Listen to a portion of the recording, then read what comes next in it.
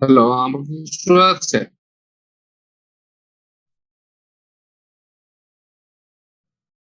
জি sir. আসসালামু আলাইকুম sir. অবস্থা আচ্ছা। আমাদের মোটামুটি স্টেয়ার পর্যন্ত স্যার শেষ হয়েছিল। স্যার, একটা হ্যাঁ, প্রশ্ন ছিল। হ্যাঁ বলেন। স্যার, স্যার আমাদের যে মেশিনারি ওয়ার্কে এক্সটেরিয়র ওয়াল দুইটা, এর মধ্যে কোনটাকে হিঞ্জ আর কোনটাকে রোলার ধরবো? কোনটা? এটা স্যার এটা ও ইন্টেরিয়র। আচ্ছা। যে কোনটাকে হিঞ্জ আর কোনটাকে রোলার ধরবো নাকি ওই যে জি আমার যে এক্সটেরিয়র স্যার। ওয়াল আছে, এটা হচ্ছে যে কোনো একটাকে আমরা হিঞ্জ স্যার আর ইন্টেরিয়র আমি বলি যে কোনো একটাকে হিঞ্জ। সবগুলাকে তো রোলার ধরবো। জি হ্যাঁ, স্যার। হ্যাঁ, যে কোনো একটাকে হিঞ্জ ধরবো, যে কোনো এক পাশটাকে রোলার ধরবো। ঠিক আছে? আচ্ছা স্যার। এটা এটা কোনো বাধ্যবাধকতা নাই যে এটাকে আমার রোলার ধরতে হবে, এটাকে আমার হিঞ্জ ধরতে হবে, বা এটাকে হিঞ্জ ধরতে হবে, এটাকে রোলার ধরতে হবে। ইউজুয়ালি আমরা যে সিম্পলি সাপোর্টেড বলতে যা বুঝি যে বাম পাশেরটাকে আমরা সবসময় হিঞ্জ হিসেবে চিন্তা করি, ডান পাশেরটাকে রোলার হিসেবে চিন্তা করি। এইভাবে করেই জি কিন্তু স্যার। আমরা এইভাবে করেই আমরা হচ্ছে মোমেন্টটা চিন্তা করবো আর আচ্ছা স্যার। ঠিক আছে। কারণ এটা জি সিম্পলি স্যার। সাপোর্টেড বলতে কি বোঝায়? সিম্পলি সাপোর্টেড বলতে বোঝায় যে এটা আসলে জাস্ট সিম্পলি রেস্ট করা আছে। মনে করি একটা স্ল্যাব আছে অথবা বিম আছে, এটা যে একটা 10 ইঞ্চি ওয়াল আছে।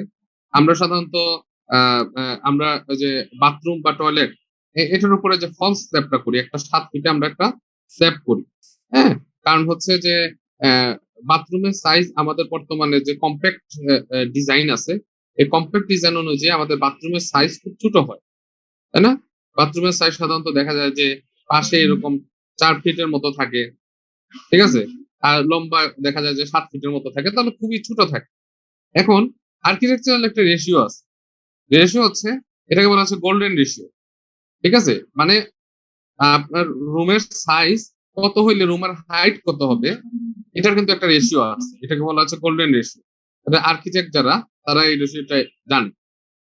তো এখন দেখা যায় যে আমার একটা বাথরুমের সাইজ হচ্ছে 4 ফুট বাই 7 ফুট, কিন্তু বাথরুমের হাইট হয়ে গেছে হচ্ছে 10 ফুট। ঠিক আছে, floor to floor height 10 foot. এটা হচ্ছে আর্কিটেকচারালি এটা এটা ভালো না আর কি। ঠিক আছে, মানে ওই গোল্ডেন রেশিওটা মেনটেন হয় না। তখন এই লেন্থ এবং উইডথের সাথে যে হাইটটা দরকার সেটা হচ্ছে 7 ফিট। ঠিক আছে, সেটা হচ্ছে এরকম 7 ফিট, 7 ফিট হচ্ছে উইডথ দরকার, হাইট দরকার। তাহলে বাথরুমের উপরে আমরা 7 ফিট লেভেলে আমরা কি করি, একটা স্ল্যাব দিয়ে দিই, যাতে ওই রেশিওটা মেনটেন হয়, আমার বাথরুমে গিয়ে হঠাৎ করে একটা আনইজি ফিল না হয়। কারণ ছোট একটা জায়গায় হাইট হচ্ছে 10 ফুট, এটা খুব বেশি আর কি। হ্যাঁ, তো তখন এই যে স্ল্যাবটা বুঝছি করা স্যার, হয় ফলস এক্সট্রা লাভ। করে। হ্যাঁ বলেন।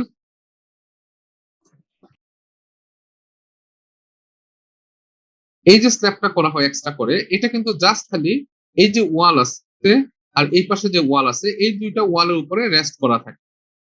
তো এটা আর কিছুই না, সিম্পলি সাপোর্টেড হইলে তার এই পয়েন্টে মোমেন্ট জিরো হয়, এই পয়েন্টে মোমেন্ট জিরো হয়। তখন আসলে মোমেন্ট ডায়াগ্রামটা এরকমই হয়, এখানে মোমেন্ট জিরো, এখানে মোমেন্ট জিরো, আর এটা হচ্ছে টোটালটাই পজিটিভ মোমেন্ট। তো এই স্ল্যাব যেটা আছে, এই স্ল্যাবে আসলে ক্র্যাঙ্ক দেওয়ার দরকার হয় না।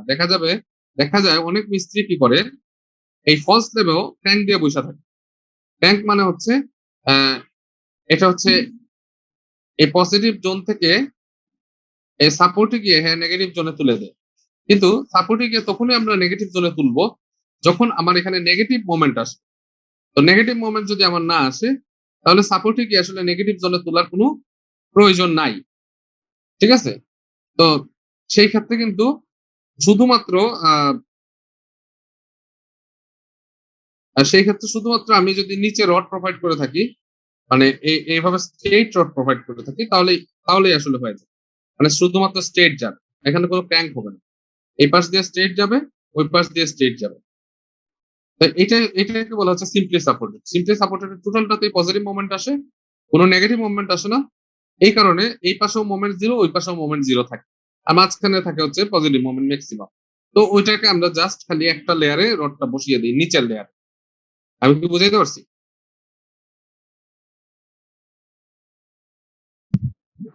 জি স্যার।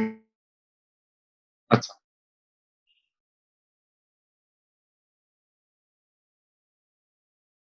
স্যার একটা প্রশ্ন ছিল। হ্যাঁ, বলেন।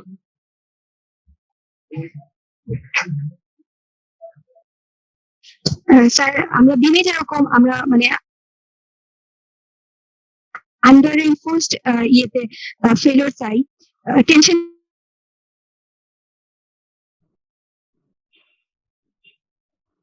হ্যালো, আমি আসলে আপনার কথা শুনতে পাচ্ছি না। আমার কথা কি শুনতে পাচ্ছেন? ফেলিওর আর কি চাই, যেটা টেনশন ফেলিওর চাই। জি স্যার।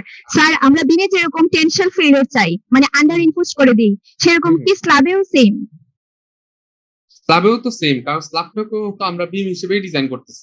তাহলে স্যার স্যার আপনি যে বলছিলেন এই স্ল্যাবে মিনিমাম কি রড রেশিও যেটা 1.5 ইন্টু থিকনেস, সেটার থেকে কম দিবে স্যার? হুম। ম্যাক্সিমাম আর মিনিমামের মধ্যে দিব না, নাকি মিনিমাম থেকে আরো কম দিলে তো স্যার রেইনফোর্সমেন্ট বেড়ে যাবে, তাতে করে তো আমাদের মানে টেনশন ফেলিওর এর দিকে না, না, ঝুঁকতেছে আর কি। ম্যাক্সিমাম এবং মিনিমামের মাঝখানে দিব আমরা। ম্যাক্সিমাম এবং মিনিমামের মাঝখানে দিব। স্যার আপনি আগে বলছিলেন মিনিমাম থেকে কম দিব সবসময়। না, না, তাহলে আমি বলতে হয়তো বা ভুল করছি। এটা ও ম্যাক্সিমাম আর মিনিমামের মাঝখানে হবে। আচ্ছা স্যার। তাহলে আমি আমি হয়তো বা বলতে ভুল করছি হয়তো বা। আচ্ছা ম্যাক্সিমাম এবং স্যার, মিনিমাম যেটা আছে ওই বুঝছি দুইটার স্যার। মাঝখানে হবে। ঠিক আছে? জি স্যার। আচ্ছা, ঠিক আছে। তাহলে আমরা স্টার্ট করি আর কি। আমরা স্টেয়ার মোটামুটি দেখছিলাম। তারপরে আমরা আজকে আমাদের মোটামুটি বিল্ডিং এর যা যাবতীয় আছে আমরা শেষ করে দেওয়ার চেষ্টা করব। আমাদের আরসিসি 1 এ আমরা আসলে বিম এবং স্ল্যাব করি। আমরা স্ল্যাব এবং বিম এই দুইটা আসল দেখে ফেলছি। তারপরে হচ্ছে এখানে যেহেতু আমরা একটা মেশনারি বিল্ডিং ডিজাইন করতেছি, ওখানে একটা স্টেয়ারও লাগে। স্টেয়ারটাকেও আমরা দেখে ফেলছি। এখন আমার আরো দুইটা কম্পোনেন্ট লাগে। একটা হচ্ছে সানশেড আর একটা হচ্ছে লিন্টেল। সানশেড কি জিনিস? সানশেড হচ্ছে যখন আমার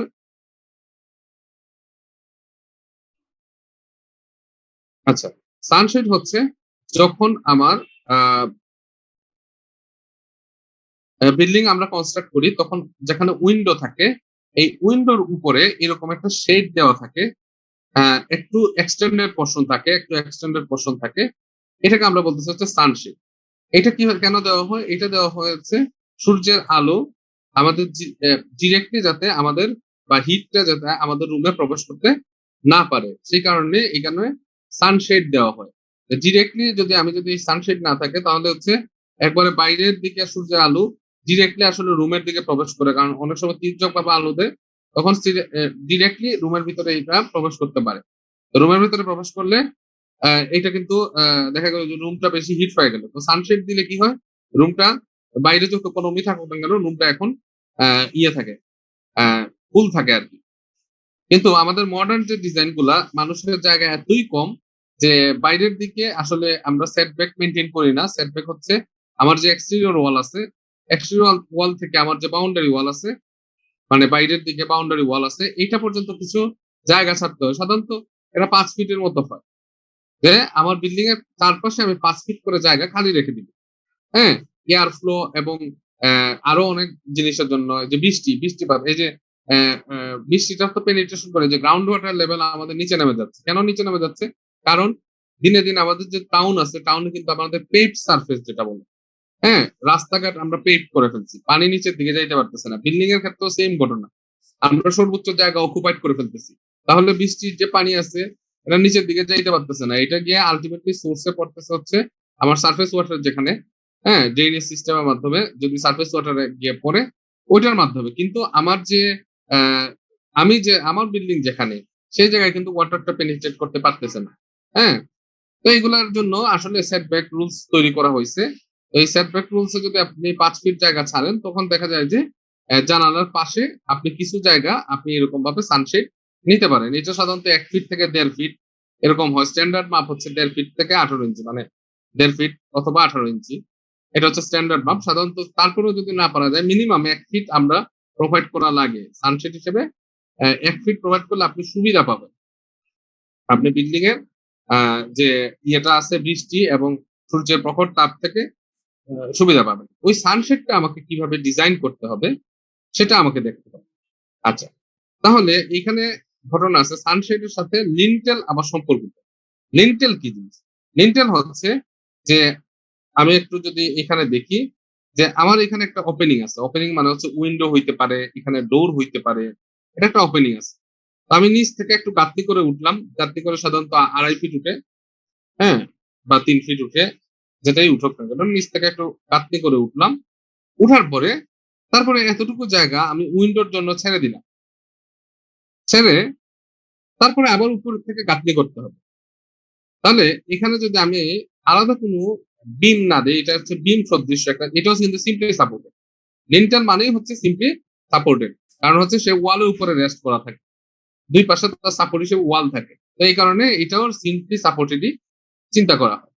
এটা একটা ছোট সিম্পলি সাপোর্টেড বিম, আর কিছুই না, এটা সিম্পলি সাপোর্টেড বিম হিসেবে এটাকে কনসিডার করা হয়। তো এই লিন্টেলটাকে কেন প্রোভাইড করা হয়? কারণ আমি যদি লিন্টেল প্রোভাইড না করি, এটা বিমটা প্রোভাইড না করি, তাহলে দেখা যায় যে উপরের যে ব্রিক ওয়ার্কটা করবো, এই ব্রিক ওয়ার্কের লোড সে কে নিবে? এখানে তো আমি উইন্ডো ফ্রেম বসাইলাম, এখন উইন্ডো ফ্রেম বসাই কি ব্রিক ওয়ার্ক করে দেওয়া যাবে? ব্রিক ওয়ার্ক করে দেওয়া যাবে না, কারণ ব্রিকের লোডটা তখন চলে আসবে উইন্ডো ফ্রেমের উপরে, তাহলে উইন্ডো ফ্রেম ক্ষতিগ্রস্ত হবে, হ্যাঁ, বেঁকে যাবে, দিনে দিনে বেঁকে যাবে, এবং এটা খুব রিস্কিও। তো এই কারণে যে কোনো ওপেনিং থাকলে, এটা উইন্ডো হইতে পারে, এটা ডোর হইতে পারে, অথবা যে কোনো ধরনের ওপেনিং থাকলে ওই যে একটা লেভেল মেনটেন করা হয় 7 ফিট। ওই যে আমি বলছিলাম যে বাথরুমের স্ল্যাবও 7 ফিট লেভেলে হয়, এরকম এটাও মেনটেন করা হয়, রেশিওটা এরকম 7 ফিট লেভেলে এখানে একটা বিম প্রোভাইড করতে হয়। এই যে বিমটা হচ্ছে আমার উপরের ব্রিক ওয়ার্ক যেটা আছে সেটা লোড নেবে। আর এই বিমের সাথেই যদি আমি সানশেড দিতে হয়, তাহলে ওই বিমের সাথেই একবারে কানেকশন করে, এই বিমের সাথেই কানেকশন করে, এইভাবে রডের কানেকশন করে এখানে সানশেড আমরা প্রোভাইড করে থাকি। তো এটা খুবই সহজ জিনিস, সানশেড আসলে কোনো তেমন কোনো লোড আসেই না, কারণ সানশেডের উপরে তো আপনি কি মানে এখানে কোনো ধরনের লোড এক্সট্রা করে আসে না। তো সানশেডে ঘটনাটা কি? ঘটনাটা হচ্ছে এটা একটা ক্যান্টিলিভার পোর্শন। ক্যান্টিলিভার পোর্শন মানে হচ্ছে এটার এক পাশটা এটা ফিক্সড, এই বিমের সাথে যেহেতু লিন্টেলের সাথে যেহেতু আটকানো থাকে, তাহলে এক পাশের সাপোর্টটা হচ্ছে ফিক্স সাপোর্ট, যেহেতু সে লিন্টেলের সাথে আটকানো, হ্যাঁ, মানে হচ্ছে সে মোমেন্ট নিতে পারে। আর অপর পাশটা হচ্ছে ফ্রি। তাহলে এটাকে যদি এইভাবে আঁকি, তাহলে এটা হচ্ছে একটা ক্যান্টিলিভার। তো ক্যান্টিলিভারের ক্ষেত্রে আমরা জানি যে সর্বোচ্চ মোমেন্ট আসে হচ্ছে সাপোর্টে, আর যত ফ্রি এন্ডের দিকে যাইতে থাকি মোমেন্টের পরিমাণ কমতে থাকে, মানে মোমেন্ট ফ্রি এন্ডে অ্যাকচুয়ালি মোমেন্ট জিরো হয়ে যায়, ঠিক আছে? সর্বোচ্চ মোমেন্ট মানে মোমেন্ট বলতে কি, এখানে যদি আমি ধাক্কা দিই, তাহলে ধাক্কা দিলে টোটাল প্রেসারটা আসবে কোথায়? টোটাল প্রেসারটা আসবে সাপোর্টে। আমরা যদি খেয়াল করি এরকম একটা কাঠ যদি ক্যান্টিলিভার ভাবে নেই, নিয়ে যদি এখানে আঙ্গুল দিয়ে প্রেসার দিই, প্রেসার দিলে টোটাল প্রেসারটা বা টোটাল ইয়েটা আসবে কিন্তু এখানে সাপোর্ট, মানে সাপোর্টে একটা মোমেন্ট আসবে, অ্যান্টি ক্লকওয়াইজ মোমেন্ট আসবে, এখানে ক্লকওয়াইজ যদি ফোর্স দেয় এখানে অ্যান্টি ক্লকওয়াইজ মোমেন্ট আসবে। তাহলে এই সাপোর্টই কিন্তু টোটাল মোমেন্টটা নিয়ে নিচ্ছে। এই কারণে সাপোর্টের দিকে অংশটুকুতে আমার হচ্ছে, এখন যদি ইউডিএল আমি হিসাব করি, ইউডিএল যদি বসাই মানে ইউনিফর্মলি ডিস্ট্রিবিউটেড লোড, তাহলে দেখা যাবে যে যতই আমি এই পাশে যাইতে থাকবো লোডের ইন্টেন্সিটি কমতে থাকবে। সেকশন যদি নেই, এই জায়গায় লোডের ইন্টেন্সিটি বেশি থাকবে, এরপরে এখানে নিলে আরো কমতে থাকবে এই পাশে, এইভাবে করতে করতে এই পাশে লোডের ইন্টেন্সিটি কমতে থাকবে। তো লোডের ইন্টেন্সিটি কমলে থিকনেসও কমতে থাকবে। তো আমরা সাধারণত গুড়ার দিকে সানশেড যেটা আছে এটার থিকনেস সাধারণত 5 ইঞ্চি দিয়ে থাকে, অনেক সময় 3 ইঞ্চিও প্রোভাইড করা হয়, 3 থেকে 5 ইঞ্চি এরকম প্রোভাইড করা হয়, অনেক সময় 6 ইঞ্চিও দেওয়া হয়, হ্যাঁ, 3 থেকে 5 ইঞ্চি এরকম করে প্রোভাইড করা হয় সানশেড। তো গুড়ার দিকে থাকে 5 ইঞ্চি, এরপরে আস্তে আস্তে ইচ্ছা করলে আমি শেপ করে আমি এটাকে কমাইতে পারি। তো অনেকে আছে ডিজাইন অনুযায়ী, তো ডিজাইনের কারণে অনেকে ফ্ল্যাট রেখে দেয়, অনেকে আবার কমাই ফেলে, কিন্তু মানে ডিজাইন মোমেন্ট যেহেতু কমতেছে তাহলে থিকনেসও কমবে, কারণ মোমেন্ট ম্যাক্সিমাম কোথায়? ম্যাক্সিমাম এখানে। তারপরে আমি যখন এই সেকশন নিব, এখানে তো মোমেন্ট কম, তাহলে থিকনেস কমবে। এই সেকশন নিলে এখানে মোমেন্ট কম, তাহলে থিকনেস আরো কমবে। আমি চাইলে ইচ্ছা করলে আমি থিকনেস কমাইতে পারি, হ্যাঁ। তো এখানে তারা কমাইছে, ঘুরাই দিতেছে 5 ইঞ্চি, আর এই পাশে দিতে হচ্ছে 1.5 ইঞ্চি, 1.5 ইঞ্চি আর, হ্যাঁ, চাইলে কমানো যায়, কিন্তু আমরা আসলে সাধারণত কমাই না, টোটালটাকে একইভাবেই প্রোভাইড করে থাকি। তো এটা ক্যান্টিলিভার আমরা বুঝতে পারলাম। তো ক্যান্টিলিভারের মোমেন্ট বাইর করার সূত্র তো একবারে সহজ, WL²/2। ক্যান্টিলিভারের মোমেন্ট বাইর করার সূত্র হচ্ছে WL²/2, এই যে এরকম এক পাশে ফিক্স সাপোর্ট আর হচ্ছে ইউডিএল কাজ করতেছে, তার নিজস্ব ওয়েট বা আরো যাবতীয় যা কিছু আছে বেন্ডিং মোমেন্ট ডায়াগ্রাম আমরা যদি দেখি, তাহলে সাপোর্ট হচ্ছে আমার ম্যাক্সিমাম মোমেন্ট আসে, তারপরে আরো যত যাইতে থাকে ফ্রি এন্ডে মোমেন্ট কমতে কমতে একসময় জিরো হয়ে যায়। আচ্ছা, এখন ডিটারমিনেশন অফ লোড। লোড প্রথমে কি কি এটাতে কাজ করে? এটাতে প্রথম হচ্ছে সেলফ ওয়েট কাজ করে। সেলফ ওয়েট কি? সেলফ ওয়েট হচ্ছে তার নিজস্ব ওয়েট, যেহেতু এটা ট্রাপিজয়েডাল হিসেবে, তাহলে এইটাতে হচ্ছে এভারেজ ওয়েটটা আমরা হিসাব করব। এটা এভারেজ করার আসলে দরকার নেই, একই ওয়েট হিসেবে। তো এখানে থিকনেস 5 ইঞ্চি, এখানে থিকনেস 1.5 ইঞ্চি, তাহলে এভারেজ থিকনেস করবো। এভারেজ থিকনেস হচ্ছে 5 ইঞ্চি যোগ 1.5 ইঞ্চি ডিভাইডেড বাই 2, এভারেজ থিকনেস। যদি এরকম ট্রাপিজয়েডাল দেন, আর ট্রাপিজয়েডাল না দিয়ে যদি সোজা দিয়ে দেন, তাহলে তো আর ওই থিকনেসটাই, যে থিকনেস ধরবেন সেটাই। আচ্ছা, তো এখানে যেহেতু তারা দিছে এভারেজ থিকনেস বাই করছে 5 প্লাস 1.5। হ্যাঁ, এখানে যে মানে থিকনেস না কমায় যদি আমি একদম ইউনিফর্মলি দিয়ে দিই শেপটা, তাহলে কি এখানে আলাদা কোনো ক্যালকুলেশন করা লাগে, মানে শুধুমাত্র এই সেলফ ওয়েট ছাড়া? না, সেলফ ওয়েট ছাড়া আর কোনো ক্যালকুলেশন করা লাগে না। জি স্যার। ওকে, সেলফ ওয়েটটাই শুধুমাত্র বাড়বে, আর কোনো ক্যালকুলেশন করা লাগবে না। তো সেলফ ওয়েটটা হচ্ছে এভারেজ ওয়েট হচ্ছে 5 যোগ 1.5 ডিভাইডেড বাই 2, আর যেহেতু এটা কিসে আছে, ইঞ্চিতে আছে, এটাকে ফিটে নেওয়ার জন্য 12 দিয়ে ভাগ করছে। তারপরে এটাকে কনক্রিটের ইউনিট ওয়েট দিয়ে গুণ দিয়ে দিচ্ছে। কনক্রিটের ইউনিট ওয়েট কত আমরা জানি, থিকনেসকে কনক্রিটের ইউনিট ওয়েট দিয়ে গুণ দিলে, এটা যেহেতু একটা স্ল্যাবের মতো, থিকনেসকে কনক্রিটের ইউনিট ওয়েট দিয়ে গুণ দিলে আমি হচ্ছে সেলফ ওয়েটটা পাওয়া যাবো। ঠিক আছে, মানে থিকনেসকে যদি আমরা গামা কনক্রিট দিয়ে গুণ দিই, আমরা সেলফ ওয়েটটা পাওয়া যাবো। সেলফ ওয়েট পাওয়া গেলাম। তারপর হচ্ছে ফ্লোর ফিনিশ। ফ্লোর ফিনিশ সেক্টরে কি? ফ্লোর ফিনিশ এর উপরে একটা প্লাস্টার করতে হয়, সহজ কথা। এর উপরে একটা নেট ফিনিশ করতে হয়, একটা প্লাস্টার করতে হয়, যেহেতু বাইরের দিকে সৌন্দর্যের একটা ব্যাপার আছে, প্লাস্টার না করে রাখা যায় না। এর উপরে একটা প্লাস্টার করতে হয়, এটা যতটুকু সানশেড যাবে ততটুকু তার উপরে একটা হালকা প্লাস্টার করতে হয়। ঠিক আছে, তো এই প্লাস্টারটা যে করতে হয়, এটার ওয়েটটা এটা ধরে নিচ্ছে হচ্ছে 25 পিএসএফ। হ্যাঁ, 0.025। এরপর হচ্ছে লাইভ লোড। লাইভ লোড হচ্ছে আমরা সাধারণত রেসিডেন্সিয়াল বিল্ডিং এ 40 ধরে থাকি। ঠিক আছে, 40 পিএসএফ আমরা পার স্কয়ার ফিটে ধরে থাকি। এখন সানশেডে আসলে লাইভ লোড আসার কথাই না, কারণ সানশেডের উপরে তো কেউ উঠবে না। কিন্তু যখন কনস্ট্রাকশন হয়, তখন দেখা যায় যে অনেক সময় ওয়ার্কাররা এটার উপরে লোড দিয়ে কিন্তু কাজ করে, অনেক সময় করে। হ্যাঁ, প্লাস কোনো ইয়েতে ওয়ার্কার এটা তো, অথবা যখন আমরা পরবর্তীতে মেইনটেনেন্সের জন্য রং টং করতে হয়, বিল্ডিং এর বাইরের দিকে রং করতে হয়, তখন দেখা যায় যে অনেক মিস্ত্রি ওই যে রঙের ক্ষেত্রে তার এখানে শাটারিং বাঁধতে হয়। তো এটা ভালো সাপোর্টের জন্য দেখা যায় যে সানশেডের উপরে সে লোড দিয়ে। তো প্র্যাকটিক্যালি আসলে মানে থিওরিটিক্যাল আসলে এটার উপরে কোনো লোড আসার কথাই না, কিন্তু প্র্যাকটিক্যালি এটার উপরে কিন্তু লোড আসে। অনেকে কিন্তু আবার সানশেডের উপরে ইও রাখা দেয়, কি জানি, এসি এসি উইন্ডো এসিও কিন্তু সানশেডের উপরে অনেকে রেখে দেয়। তো এটারও একটা লোড আছে। তো এই কারণে এইটার লাইভ লোড হচ্ছে, আমরা যে স্ট্যান্ডার্ড লাইভ লোড 40 পিএসএফ, এটার চেয়ে কম, অর্ধেক ধরা হয় 20 পিএসএফ, তাহলে 0.02 কেএসএফ। ঠিক আছে, যদিও আসলে থিওরিটিক্যালি তার মধ্যে আসলে লাইভ লোড আসার কথা না, কিন্তু তারপরে যেহেতু আমাদের প্র্যাকটিক্যালি আমাদের দেখা যাচ্ছে এটার মধ্যে লাইভ লোড আসে, তো এটা ধরে নেওয়া হয়। বিদেশে এটাতে স্নো লোড ধরা হয়, কারণ যখন স্নো পড়ে তখন স্নো এখানে জমে থাকে, এটার একটা লোড আছে। যাই হোক, তো এখানে ডেড লোড গুলো এই দুইটা পাইলাম, আর লাইভ লোড এটা পাইলাম, তাহলে 1.2 ডেড লোড, 1.6 লাইভ লোড করলাম, টোটাল লোডটা পাওয়া গেলাম। টোটাল লোড যদি পাওয়া যায়, তাহলে হচ্ছে ডাব্লিউ স্কয়ার বাই 2 করে আমি মোমেন্টটা বাইর করলাম। হ্যাঁ, এখানে সেলফ ওয়েটে হাফ কেন দিছেন? কোনটা? এখানে হাফটা কেন আসছে? এটা তো আগে বললাম, এভারেজ। এখানে এক পাশে থিকনেস হচ্ছে 5 ইঞ্চি, আর অপর ও পাশে আচ্ছা থিকনেস স্যার, হচ্ছে 1.5 বুঝছি ইঞ্চি। স্যার, মানে এটা আলাদা করে লেখার জন্য আসলে একটু সমস্যা হচ্ছিল। হ্যাঁ, জি স্যার, বুঝছি 5 স্যার। ইঞ্চি 1.5 ইঞ্চি। তো এই কারণে এভারেজ করে 5 যোগ 1.5 ডিভাইডেড বাই 2, আর এটাকে 12 দিয়ে ভাগ করছি, কারণ হচ্ছে ইঞ্চিকে ফিটে নিছি।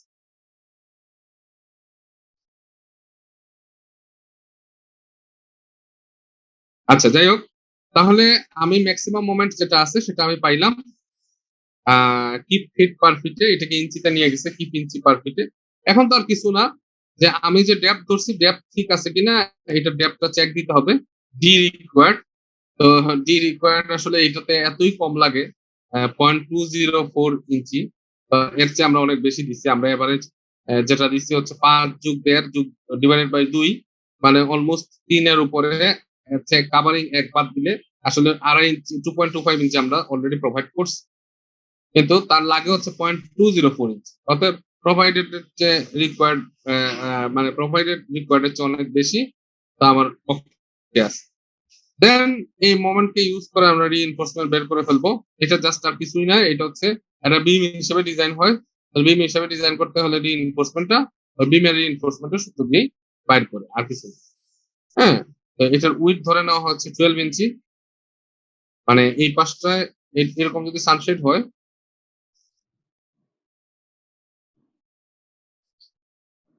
মনে করলাম এরকম সানশেড, এই পাশটা হচ্ছে ব্রিক ওয়াল আছে, তাহলে এরকম 12 ইঞ্চির একটা স্ট্রিপ ধরে নাও। জাস্ট 12 ইঞ্চির একটা বিম ধরে ওইটাকে ডিজাইন করা হয়, তাহলে তার উইথটা হচ্ছে 12 ইঞ্চি। যেহেতু স্ল্যাবটা এটা অনেকটা স্ল্যাবের মতো এবং স্ল্যাবটার ডিজাইন হয় বিমের মতো করে, তাহলে ওই উইথ হচ্ছে 12 ইঞ্চি।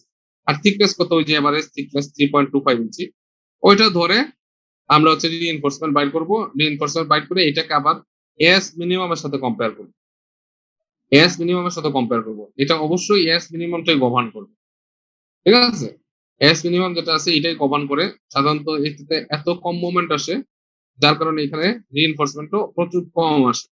তো এটা আসলে এই কারণে হচ্ছে প্র্যাকটিক্যালি আমরা আসলে ক্যালকুলেট করি না, প্র্যাকটিক্যালি আসলে আমরা এস মিনিমামটাই চিন্তা করি, ঠিক আছে? এত হিসাব করার দরকার নেই। আপনি যদি প্র্যাকটিক্যাল একটা সানসেট ডিজাইন করতে চান, যেটা পিকুলিয়ার না, মানে যেটা এক্সট্রাঅর্ডিনারি না বা আমাদের ইয়ের মতো না, সেটা শুধুমাত্র এস মিনিমাম যেটা আছে ওইটা আপনি বাইর করবেন, বাইর করে ওইটা থেকে স্পেসিং বাইর করে দিয়ে দিবেন, শেষ। ঠিক আছে, এটা হচ্ছে সানসেট ডিজাইন। কারণ হচ্ছে এস মিনিমামটাই কন্ট্রোল করবে। আপনি যতই মোমেন্ট টোমেন্ট বাইর করে আসেন না কেন, ওয়েট টোয়েট ক্যালকুলেট করে এস মিনিমামটাই কন্ট্রোল করে। আমি কি বুঝাইতে পারছি?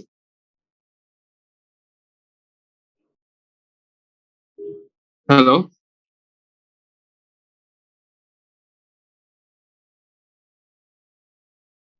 তো জি স্যার, স্পেসিংটা আমরা, বুঝছি। হ্যাঁ স্পেসিংটা আমরা কিভাবে বের করবো? স্পেসিং বের করবো হচ্ছে আমরা যে ধরনের বার দিতে চাই।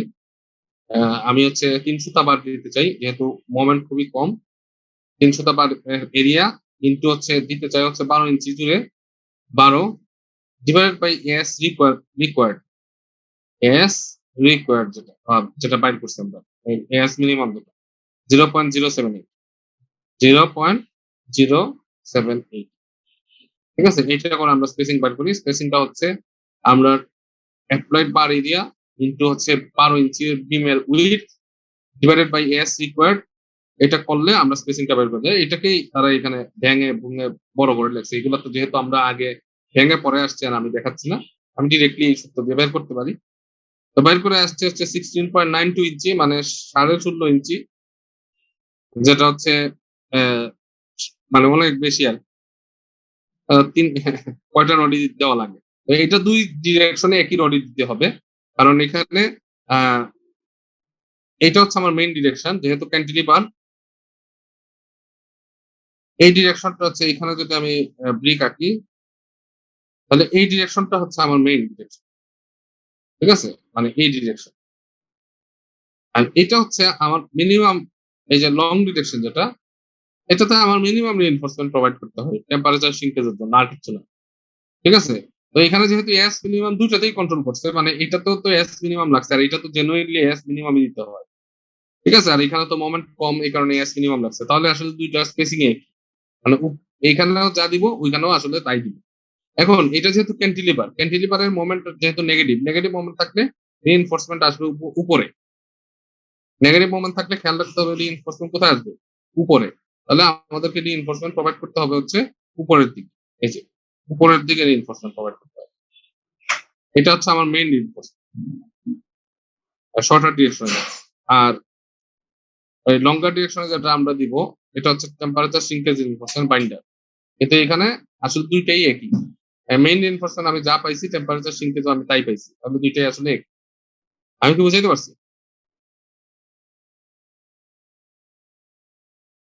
হ্যালো?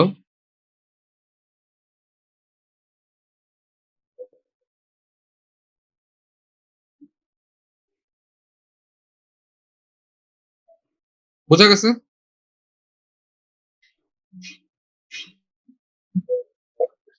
জি স্যার। আচ্ছা, এখানে জাস্ট একটা খেয়াল রাখতে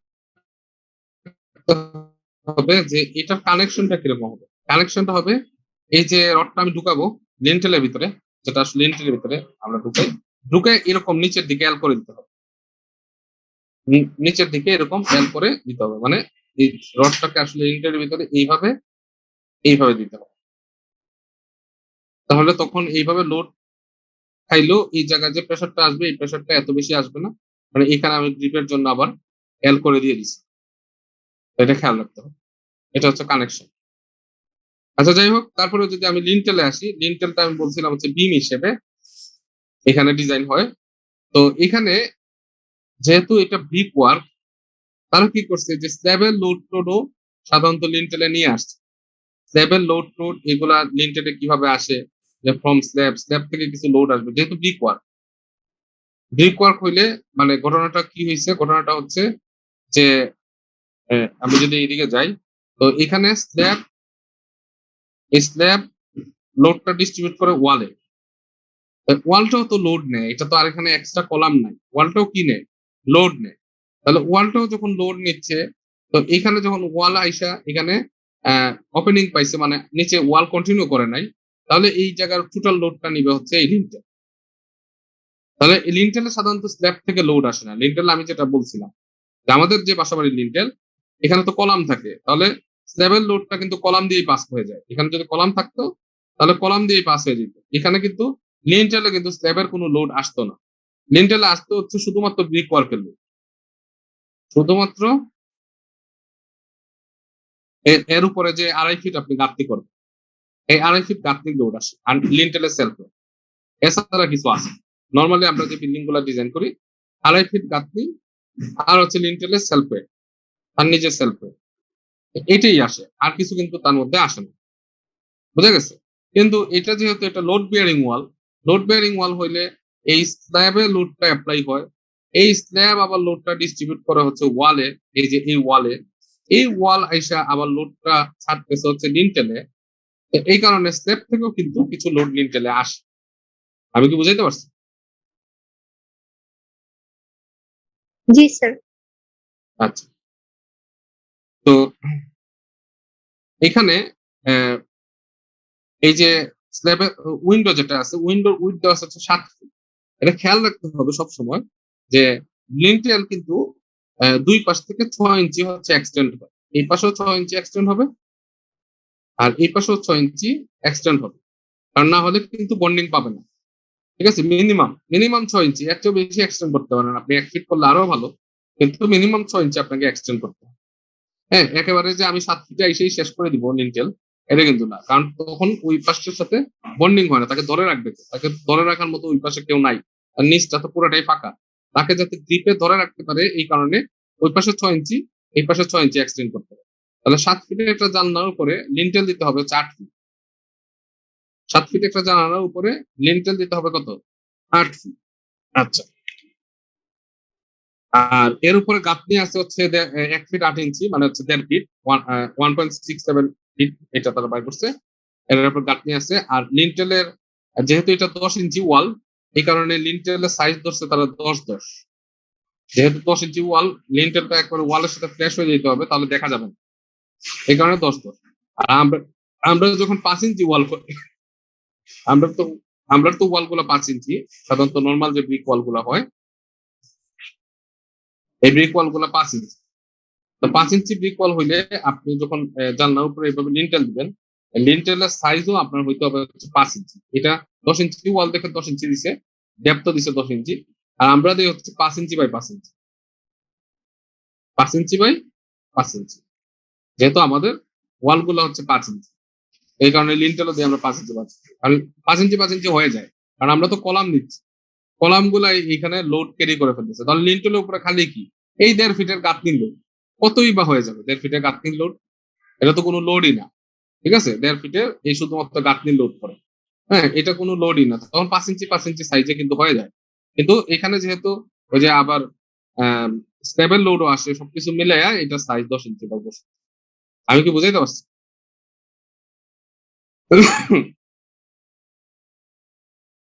আচ্ছা যাই হোক, তাহলে এখানে গেল লিন্টেল। তারা এখানে বলছে যে লিন্টেল এখানে লিন্টেল ডিজাইন করতেছে। এই জায়গায় একটা উইন্ডো আছে, এটা ধরে তারা লিন্টেলটা ডিজাইন করতেছে। তো তারা বলতেছে যে এই উইন্ডোটা হচ্ছে 8 ফিট। হ্যাঁ, আর এইটার উপরে গাঁথনির কতটুকু লোড আছে, এটা যেহেতু লোড বিয়ারিং ওয়াল, লোড বিয়ারিং ওয়ালের ক্ষেত্রে তারা বলতেছে যে এইখানে তো গাঁথনির লোড নিচ্ছেই, এই স্ল্যাবের লোড তো নিচ্ছেই, আবার ওই জায়গার উপরের গাঁথনির লোডও তো কিন্তু সে নিচ্ছে, তিনটাই নিচ্ছে। কারণ এটাও নিচ্ছে, এটার উপরে আবার স্ল্যাবের লোডও আসতেছে, আবার তার উপরে যে গাঁথনি আছে উপরতলার গাঁথনি 2.5 ফিট, সাধারণত 3 ফিট, এই যে 3 ফিট, ওইটার লোডও কিন্তু এখানে আসতেছে। তো এটাই বলছে যে লিন্টেলে এই লোড গুলা আসে। তো ওই যে ফ্রম ব্রিক ওয়াল, তো ব্রিক ওয়ালের ক্ষেত্রে তারা বলতেছে হচ্ছে এরিয়া অফ দ্য ট্রাপিজয়েড, মানে হাফ ইন্টু এখানে হচ্ছে 8 ফিট। হ্যাঁ, এখানে তারা বলতেছে হচ্ছে 8 ফিট, আর এখানে তারা বলতেছে হচ্ছে 9 ফিট 7 ইঞ্চি। যেহেতু স্ল্যাবের কতটুকু কন্ট্রিবিউশন করে এটা তারা ক্যালকুলেট করে বের করছে 9 ফিট 7 ইঞ্চি। ঠিক আছে, স্ল্যাবের কতটুকু অংশ এখানে কন্ট্রিবিউট করবে এটা ক্যালকুলেট করে তারা বার করছে হচ্ছে 9 ফিট 7 ইঞ্চি। তাহলে এইদিকে 8 ফিট আর এইদিকে 9 ফিট 7 ইঞ্চি, মানে এতটুকু ওয়ালের লোড কিন্তু সে নিচ্ছে। ঠিক আছে, তখন সেই ক্ষেত্রে কতটুকু কন্ট্রিবিউটেড এরিয়া আমরা তখন বাইর করতে পারবো হচ্ছে হাফ ইন্টু সমান্তরাল বাহুদের যোগফল। সমান্তরাল বাহু হচ্ছে 8 ফিট আর যোগ হচ্ছে 9.67 ফিট, এবং তাদের মধ্যবর্তী দূরত্ব কত? 1 ফিট 8 ইঞ্চি, 1.67 ফিট। ঠিক আছে, এটা পুট করলে আমরা হচ্ছে এই ট্রাপিজয়েডের এরিয়া যেটা আছে সেটা পাওয়া যাবে, প্লাস এখানে একটা রেক্টেঙ্গুলার এরিয়া আছে, এটা হচ্ছে হাইট হচ্ছে 3 ফিট। এটা তো ট্রাপিজয়েডাল পাইলাম, এখানে রেক্টেঙ্গুলার এরিয়া আছে, যেহেতু স্ল্যাবের উপরে লোড পড়তেছে, এটা হচ্ছে 3 ফিট, আর এটার উইডথ হচ্ছে 9 ফিট 7 ইঞ্চি, 9 ফিট 6 ইঞ্চি, 9.5 ফিট 6-7 ফিট। তাহলে এই লিন্টেলটাতে এই ট্রাপিজয়েডাল অংশের লোড আসতেছে স্ল্যাব থেকে কন্ট্রিবিউট হয়, আর আসতেছে হচ্ছে এই ট্রায়াঙ্গুলার অংশের রেক্টেঙ্গুলার অংশের লোড। দুইটাকে আমার কনসিডার করতে হবে। তাহলে এখানে আমরা যদি দেখি তাহলে হচ্ছে area of the trapezoid A1, area of the rectangle, তাহলে ওই আগের মতো সবকিছু এখানে লিখে দিয়ে আসছি।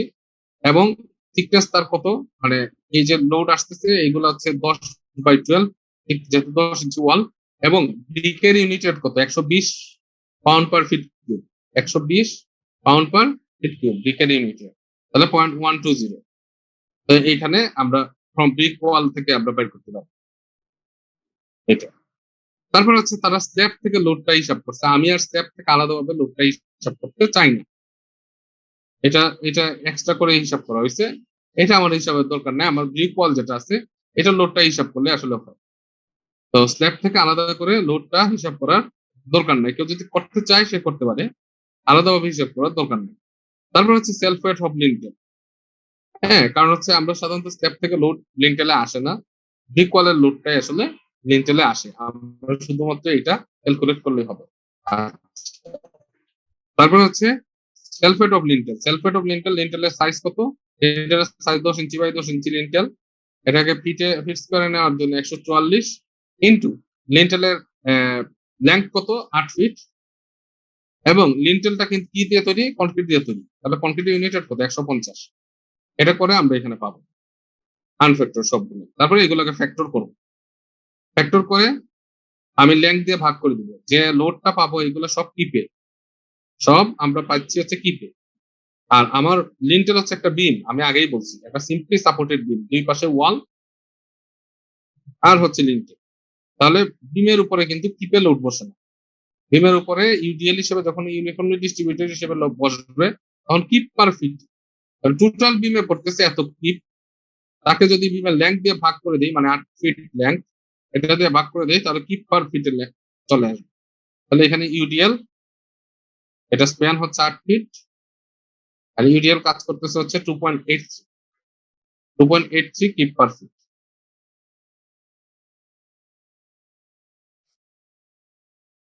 এটা কাজ করতেছে। তো এখন জাস্ট খালি এটা যেহেতু সিম্পলি সাপোর্টেড, এটা মোমেন্ট হচ্ছে WL²/8, মোমেন্ট হচ্ছে WL²/8। তো এইখানে WL²/8 হওয়ার কারণে আমরা এখানে ইয়ে করে মোমেন্ট বাইর করলাম। ওইটা দিয়ে আমরা ডি চেক দিব, মানে ডেপথ চেক দিব। তো ডেপথ আমরা প্রোভাইড করছি হচ্ছে এখানে ভুল হয়েছে, ডেপথ আমরা প্রোভাইড করছি হচ্ছে 8 ইঞ্চি। এখানে লিখতে ভুল করছে, আমরা হচ্ছে 10 ইঞ্চি ডেপথ ছিল, মাইনাস হচ্ছে 2 ইঞ্চি, মানে হচ্ছে 8 ইঞ্চি আমরা প্রোভাইড করছি।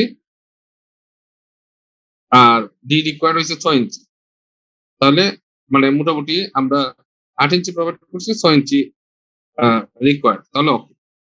কারণ আমি লিন্টেলের সাইজ এখানে ধরছিলাম 10-10, এই যে অ্যাসিউম লিন্টেল 10 ইঞ্চি ইন্টু 10 ইঞ্চি, মানে ডেপথ তো 10, উইডথ তো 10। আচ্ছা, যাই হোক, তারপরে ডি চেক দিলাম। চেক দেওয়ার পরে তারপরে হচ্ছে আহ, এটা তো ওই যে মোমেন্ট, আমি মোমেন্ট থেকে রিইনফোর্সমেন্ট বাইর করব, আর হচ্ছে এএস মিনিমামটা কনসিডার করবো, এএস মিনিমাম।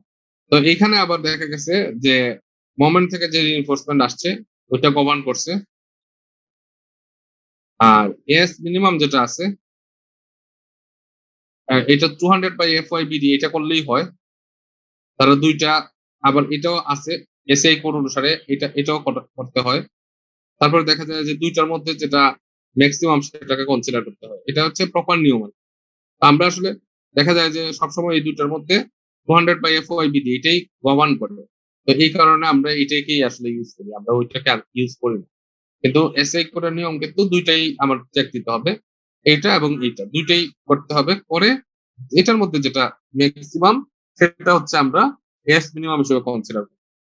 আমরা আসলে এটাই করে ফেলি, কারণ এটাই দেখা যায় যে most of the cases maximum হিসেবে থাকে। তাহলে এস মিনিমাম হচ্ছে 0.3 ইঞ্চি স্কোয়ার, আর এস ম্যাক্সিমাম হচ্ছে 1.59 ইঞ্চি স্কোয়ার। তাহলে ওইটা থেকে আমরা রিইনফোর্সমেন্ট বের করে এখানে দিয়ে দিই। তো দুইটা 16 নিচে আর দুইটা 300 হচ্ছে উপরে, এরকম ভাবে লিন্টেল দিয়ে আমরা এখানে রিং গুলো প্রোভাইড করি।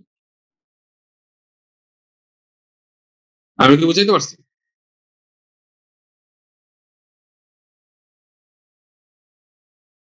হ্যালো?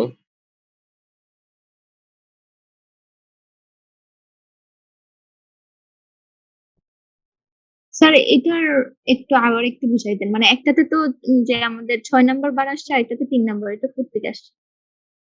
এটা হচ্ছে টোটাল যে এরিয়াটা আছে, ওই টোটাল এরিয়াটাকে আমরা ভাগ দিয়ে দিচ্ছি। টোটাল যে রিইনফোর্সমেন্ট আসছে, এই রিইনফোর্সমেন্টটা আসছে হচ্ছে ইঞ্চি স্কোয়ার পার ফিটে, মানে 1 ফিটে আমার এত ইঞ্চি স্কোয়ার লাগে। তাহলে আমার আমার হচ্ছে কত, আমার হচ্ছে হচ্ছে এটা 10 ইঞ্চি। তাহলে 10 ইঞ্চি হলে কত ইঞ্চি স্কোয়ার লাগে সেটা বার করতে হবে। 1 ফিটে 1.59 ইঞ্চি স্কোয়ার আছে, সহজ জিনিস আর কি, আমি এই কারণে দেখাই নাই। এটা হচ্ছে কিপ ফিট, কিপ ফিট, তারপরে হচ্ছে মানে হচ্ছে তাহলে এটা ইঞ্চি স্কোয়ার পার ফিটে আসছে। ইঞ্চি স্কোয়ার পার ফিটে মানে 1 ফিটের জন্য এত ইঞ্চি স্কোয়ার লাগে, কিন্তু আমার দরকার কত, 10 ইঞ্চি। স্যার আমাদের মোমেন্টটা 10 তো ইঞ্চিতে পজিটিভ কত মোমেন্ট দূর আসছে, লাগে? তাই না?